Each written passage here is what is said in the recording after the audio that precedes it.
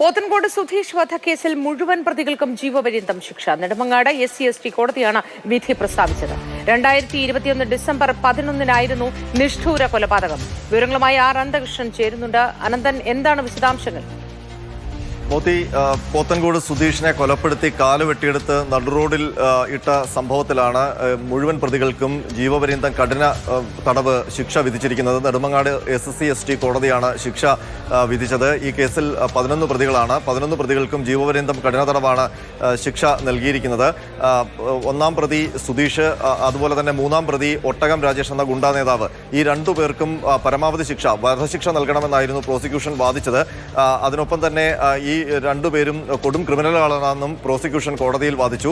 എന്നാൽ കോടതി ഈ രണ്ട് പ്രതികളടക്കം 11 പേർക്കും ജീവപര്യന്തം കഠിന തടവാണ് ശിക്ഷ വിധിച്ചിരിക്കുന്നത്.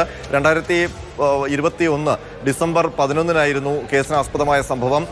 നിരവധി ക്രിമിനൽ കേസുകളിൽ പ്രതിയായിരുന്ന സുധീഷിനെ അയാളുടെ ഒളിസങ്കേതത്തിലെത്തിയാണ് അയാളുടെ എതിർ ഗ്രൂപ്പ് അടങ്ങുന്ന സംഘം കൊലപാതകം നടത്തിയത്. ഇത് കൊട്ടേഷൻ കൊലപാതകമായിരുന്നു. സുധീഷിനെ സ്ത്രീകളുടെയും കുട്ടികളുടെയും മുന്നിൽ വെച്ച് വെട്ടിക്കൊലപ്പെടുത്തിയ ശേഷം കാൽ വെട്ടിയെടുത്ത് അത് ബൈക്കിൽ ആഹ്ലാദ പ്രകടനം നടത്തിക്കൊണ്ടുപോയി നടുറോഡിൽ ഇട്ട സംഭവമാണ്.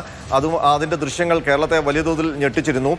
ഈ കേസിൽ 2 ഗുണ്ടാ സംഘങ്ങൾ തമ്മിലുള്ള കുടിപ്പകയാണ് ഈ കൊലപാതകത്തിൽ കലാശിച്ചത്. ഈ കേസിലെ മുഴുവൻ പ്രതികളെയും പോലീസ് അറസ്റ്റ് ചെയ്ത് നിയമത്തിന് മുന്നിൽ ഹാജരാക്കി. ഏതായാലും കഠിനമായ ശിക്ഷ തന്നെ കോടതി ഈ ഗുണ്ടാ സംഘങ്ങൾക്ക് നൽകിയിരിക്കുന്നു. തിരുവനന്തപുരം ജില്ലയിലെ പ്രമുഖ ഗുണ്ടാ സംഘമാണ് ഈ കേസിൽ മുഴുവൻ പേർക്കും ജീവപര്യന്തം ശിക്ഷയാണ് വിധിച്ചിരിക്കുന്നത്.